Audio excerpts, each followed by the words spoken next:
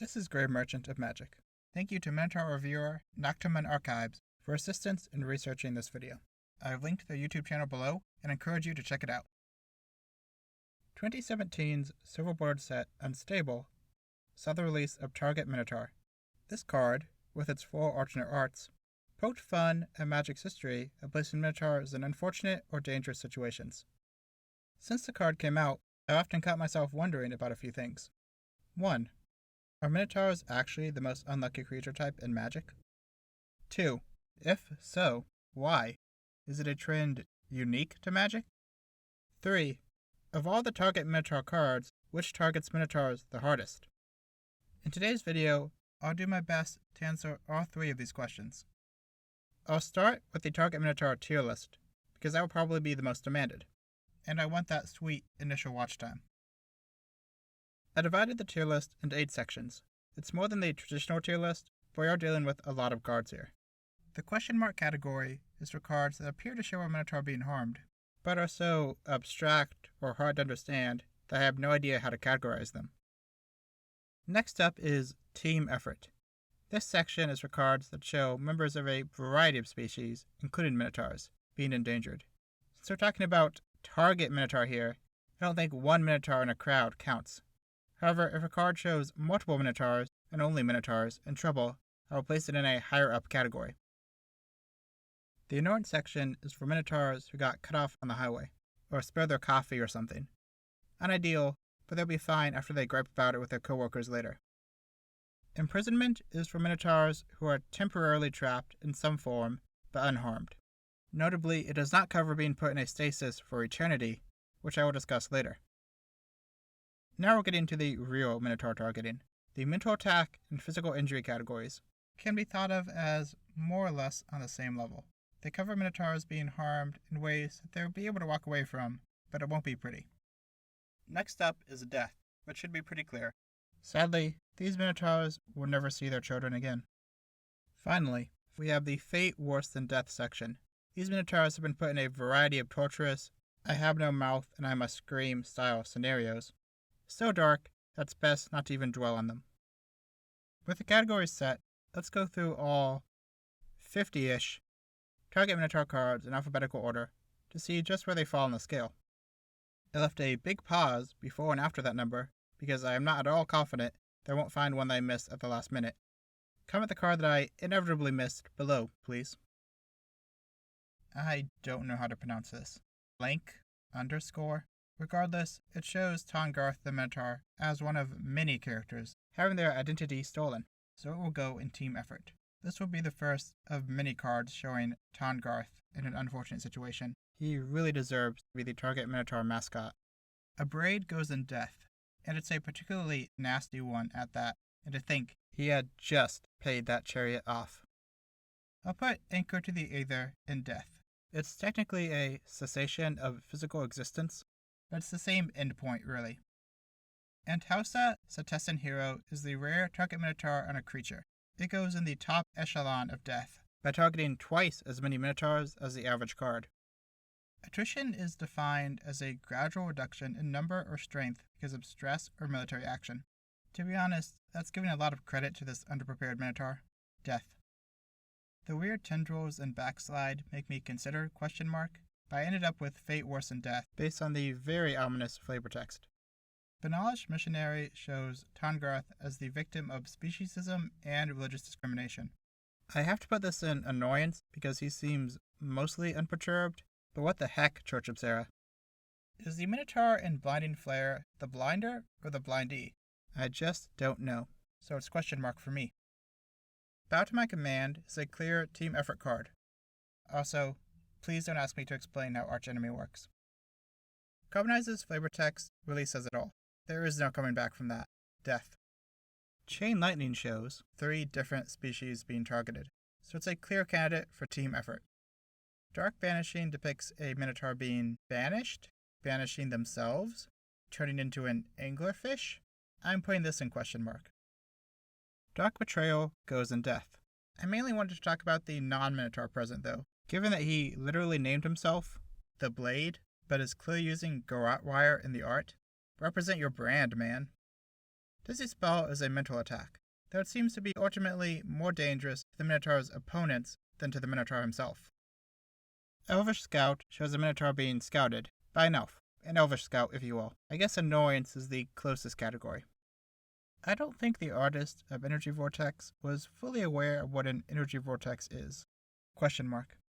Equal treatment maybe belongs in team effort, but I ultimately decided to put it in ? Because I have absolutely no idea what it's depicting.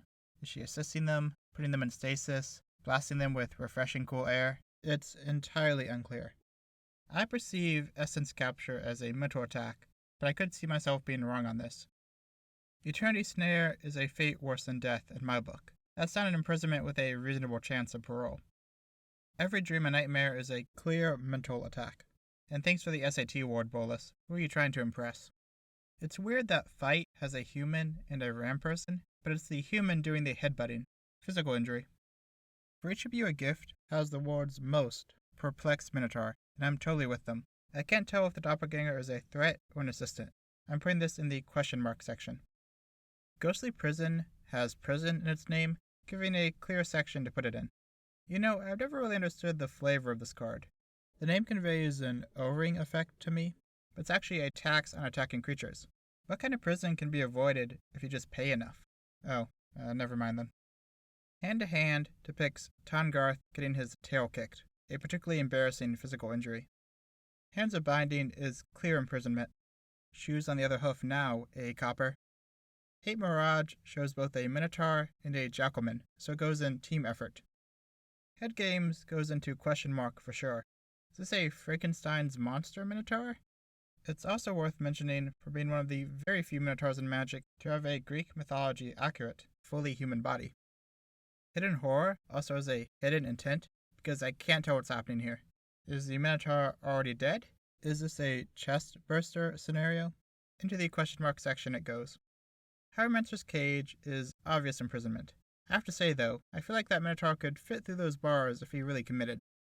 Impeccable Timing goes into the death section, with extra points for being one of the more direct Minotaur targetings. The original Infuriate is merely an annoyance. I'm with him though. Fruit makes me angry too. The newer version of Infuriate goes into physical injury, but it's apparently a minor injury, given that the Minotaur got stronger and tougher from the experience. Lightning Blast is a very clean example of a target Minotaur card. I'll put it in death, although it is feasible that the Minotaur could survive. Minion's Return is both a fate worse than death and a fate beyond death. Set name puns. Minister of Impediments is a bit hard to parse, but I feel comfortable putting it in imprisonment, since the Azorius are all about that. Opposition's Minotaur is only in the background, a clear example of team effort. It's weird just how many team effort cards there are from Amonkhet. Amonkhet Minotaurs are perhaps the least targeted, but most endangered of their kind. Reigns of Power has some unambiguous mind control, with creepy matrix tubes for added measure. That's a fate worse than death in my eyes. I'll put Roots in imprisonment. It's non-traditional, but still a temporary, non-lethal capture. Sarah Bestiary is clear imprisonment, but with the added WTF factor that Minotaurs are sapient beings, not beasts. Even the one in the art is fully dressed. Again, I must ask, what the heck, Church of Sarah? I'll put Sleeping Potion in annoyance, because nothing serious seems to have happened to the subject. But don't be drugging people in bars. I really hope you already know this. Sonic Assault is physical injury. I appreciate that they did their best to visually represent sound, but I'd argue that it went a little too far. If I saw this art without the name, I'd assume the Minotaur was experiencing that one Pokemon episode, not a sound-based attack. I'll put Sudden Storm in physical injury, as it's not explicitly clear the Minotaurs drown in it. The very similarly arranged Swirling Torrent goes into team effort, since it also features a human. Now onto the 4 titular Target Minotaur arts. Target Minotaur A is imprisonment, as the ice seems like it will melt eventually. Target Minotaur B is annoyance, as the blood and or acid rain doesn't appear to affect our hero any more than regular rain does us. Target Minotaur C is being physically injured, though not particularly harshly. Target Minotaur D is again being imprisoned, this time even less permanently. Overall, the 4 Target Minotaurs came out much less scathed than many of the cards that inspired them. Good for them.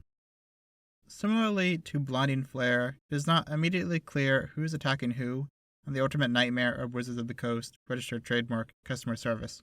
The 2 figures' poses are ambiguous enough that either or both could be directing or reacting to the fire.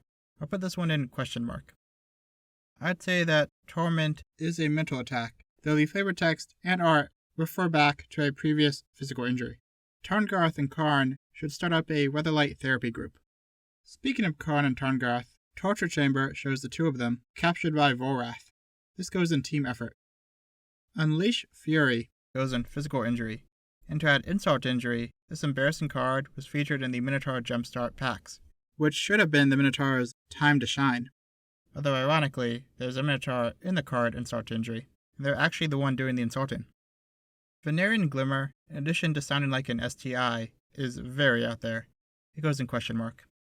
Vertigo Spawn is some Salvador Dali BS, question mark. From my understanding, Volrath's curse shows Volrath attempting to mutate Tarngarth into a Phyrexian minion. Had he succeeded, that would be a clear fate worse than death.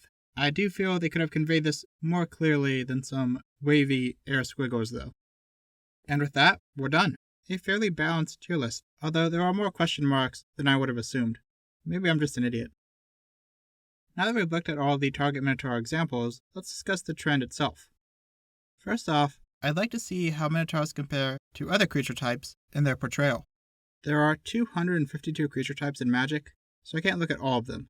I decided to examine a few creature types that share certain similarities to Minotaurs. Like Minotaurs, demons, trolls, and goblins are humanoid but very inhuman, and often play a villainous or monstrous role. Goblins in particular have their own history of being placed in humorous predicaments on Magic cards. In order to determine who has it the worst, I'll divide the number of cards showing a member of the species in danger by the total number of cards that they appear in. This is obviously somewhat subjective, but will hopefully provide a baseline. There are around 234 cards with Minotaurs in the art, of which I count 53 as showing the Minotaur in a predicament. That gives us a target Minotaur rate of 22.65%. To compare, 44 divided by 267, or 16.48% of demon cards, fall under target demon. That's a surprisingly close rate, though it doesn't quite reach the Minotaur record. A paltry 3 out of 47, or 6.38%, of troll cards qualify. There are a mighty 862 cards featuring goblins. By my count, 101 place one or more goblins in negative situations. That makes the target goblin rate 11.72%, a significant amount, but only half as much as the target Minotaur rate. I think that it's safe to say that for now, Minotaurs deserve the reputation as the most downtrodden creature in Magic. With that determined, let's figure out just why Minotaurs are placed into this unforgiving role. I mentioned earlier that Minotaurs are humanoid but inhuman. I think that's a pretty major factor in how they're presented in Magic. They have the perfect balance between man and beast. They're neither animal-esque enough to qualify as animal cruelty, nor human enough for players to get uncomfortable when they're violently harmed. Artists can put them in endless danger for comedic or world-building effect, without it becoming too much for the audience. Additionally, within the Magic story, Minotaurs often play an antagonistic role. The Minotaurs of Dominaria are frequently poor neighbors. Many of the Minotaurs of Theros and Zendikar are barely sapient killers. The most notable Amonkhet Minotaur was Neheb, who became the most prominent of Bolas's deadly Eternals. While there certainly are neutral and heroic Minotaur individuals in societies, most are evil or bestial enough that we don't mind seeing them suffer. Looking more broadly, I would argue that the original Minotaur never received a widespread cultural perspective shift like many of the other humanish monsters of Greek myth. As people re-examine the myth of Medusa through a modern lens, many now view her with more compassion. Satyrs and centaurs have had much of their sex offender hedonist baggage stripped away over the years. Similarly, the sirens who caused shipwrecks and drowned men were sanitized into the playful mermaids we know today. While the Minotaur is occasionally viewed with sympathy, it is overwhelmingly portrayed as a cool monster. This perspective is clear in many later versions of the character across the centuries. Dante's Inferno recontextualizes the Minotaur as a kind of demon residing in hell.